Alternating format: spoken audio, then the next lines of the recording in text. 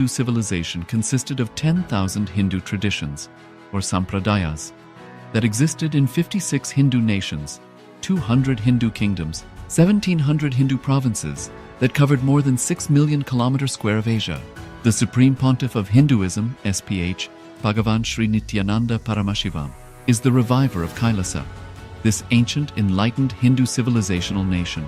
KAILASA is an unbroken cultural, religious, historical, civilizational, and sovereign continuation and revival of multiple of these historical Hindu sovereign states and Hindu ecclesiastical entities.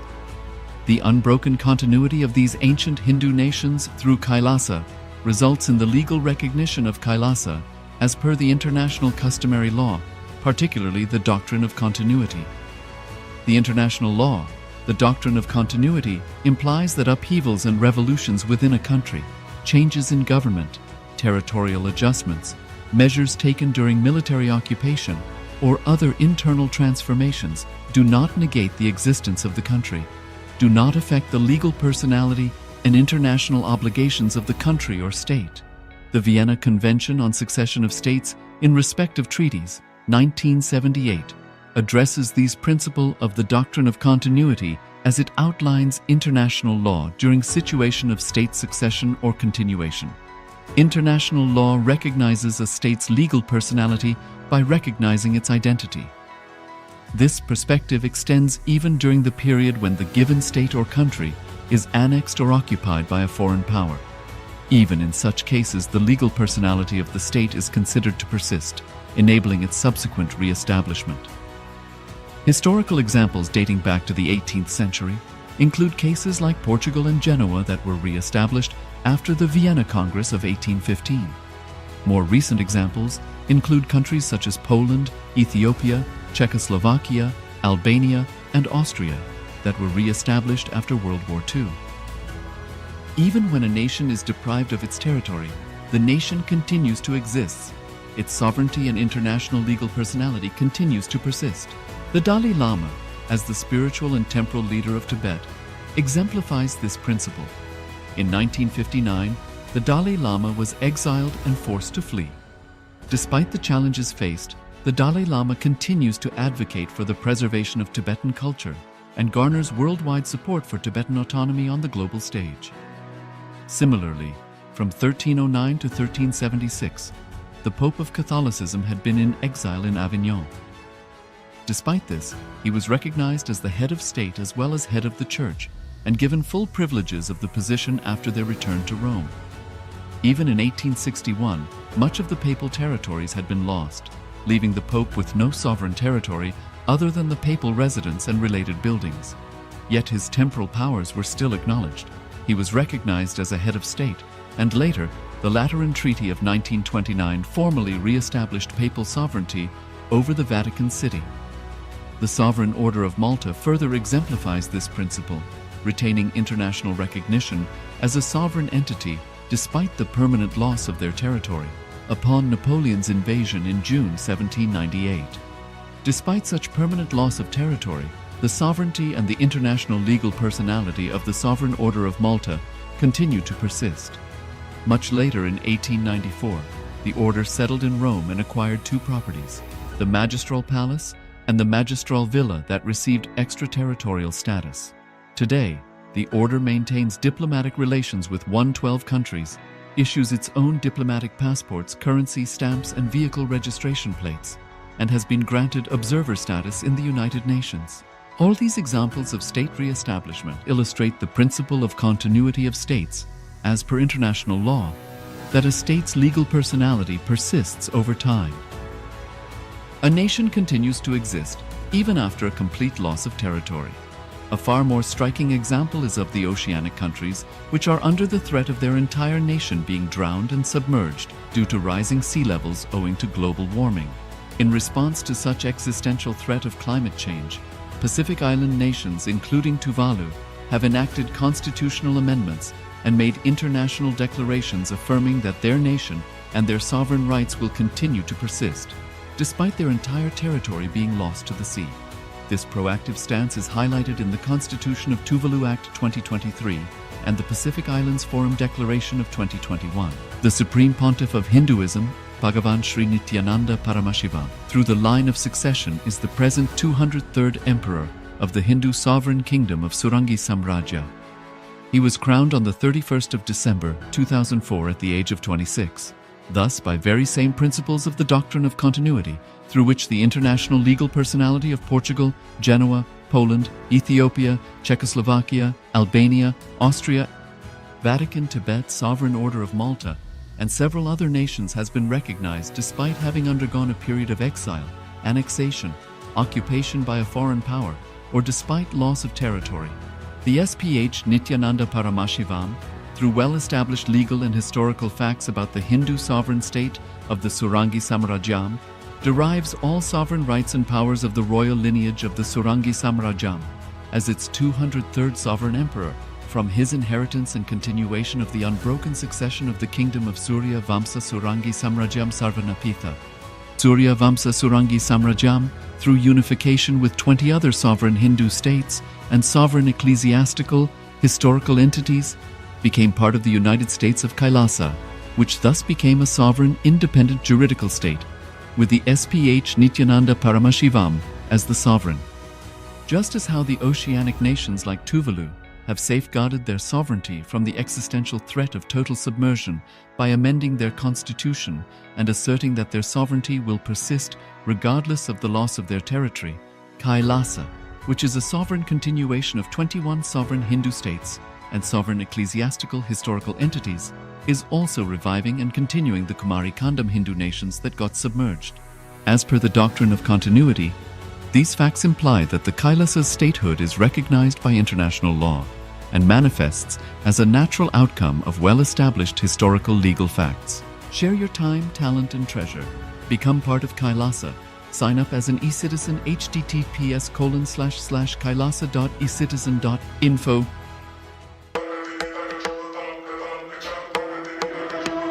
With Paramashiva's grace, we have evolved UAN, United Nations for Ancient Nations.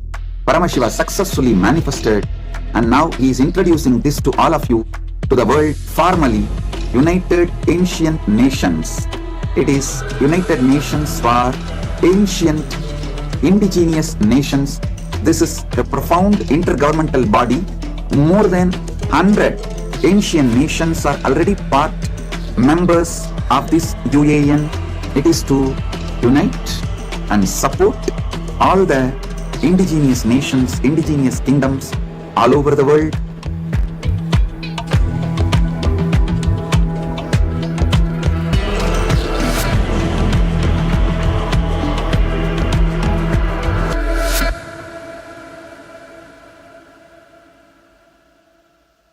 Around 5,000 years ago,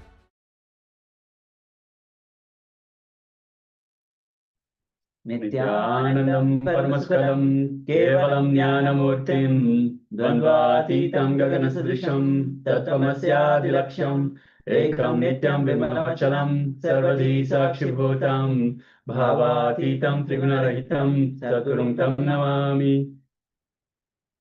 Yes, so what a wonderful day today. Today was the Guru Purnima, and Swamiji came, revealed the Param Satya, the truth.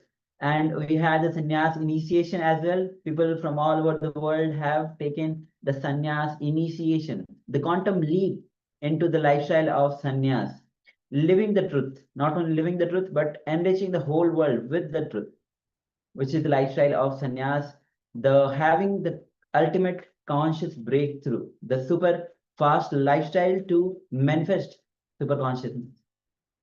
So this is the celebration all over the world going on in Kailasa's global places everywhere. People offered Naivedyam, people got the initiation. With this celebration will be now this time that we enter into the power of manifestation. Yes, and the power manifestation will be the power of third eye vision. So requesting everyone, you will require an eye band, or if you don't have an eye band, then any piece of cloth that is opaque in nature, such that you cannot see through it, will do. So requesting everyone, let us gather an eye band or a piece of cloth, and let us get ready to enter into the power manifestation. and understand that after the beautiful and powerful darshan of the Supreme Pontiff of Hinduism, this is the best time, absolutely best time to do the power manifestation, to practice the power manifestation. See, Swamiji raises our energies, our consciousness to higher and higher levels. And it's important that we bolt in these new levels, these higher levels, and we do that through the power manifestation, through connecting to the divine, through opening and allowing the divine to manifest through us. So requesting everyone, let us get ready and let us celebrate the divine manifesting through us. Yes. So let's get ready. We'll be manifesting the power of third eye, seeing picture blindfolded. So we had throughout the day, we had various multiple power manifestation. In this round, we'll be manifesting the power of seeing picture blindfolded. So with Acharyas, we'll be projecting you an image, and through the power of third eye, you'll be seeing what all being revealed to you, what is being revealed to you. So let's get ready. You can cover your eyes now. You can cover your eyes with a blindfold or a piece of cloth so that the light doesn't fall on your two eyes. And yes, you can use a cloth, and yes. Anyways, anything that you can cover your eyes with will be fine. Yes, since till your eyes are closed and it's not visible to you because you are manifesting the power of third eye, that's great. All right. So just sit with your head, neck, spine, and straight line, and connect with Swamiji, being the restful awareness. Any agitation you feel, just unclutch. Any anger, any irritation that you feel, just unclutch. Any emotional ups and downs that you feel, just unclutch.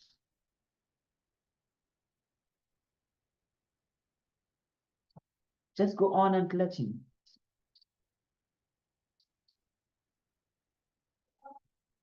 And connect with Swamiji, that cosmic superconscious energy. The moment you connect with Swamiji, you are connecting with the oneness. You are in oneness. Drop your self-doubt, self-delusion, self-hatred, and just be in that restful awareness from where the power starts manifesting. Requesting all of you to cover your eyes and let's enter into the power manifestation.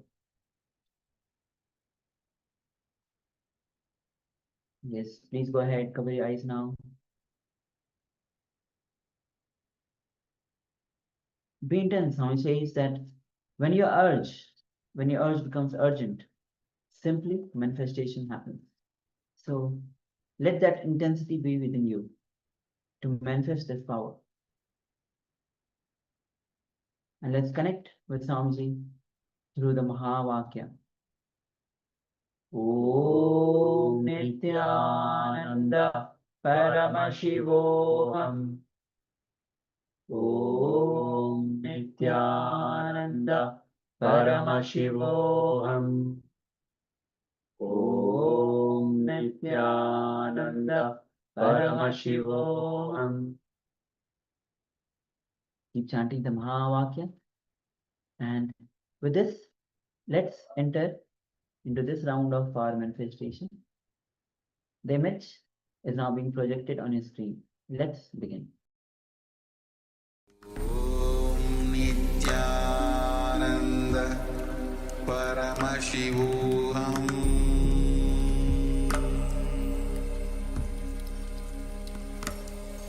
Om Nithyananda Paramashivoham.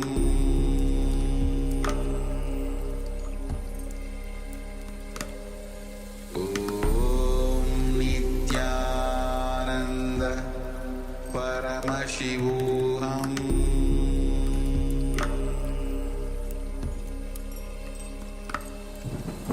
Om Nithyananda Paramashivoham.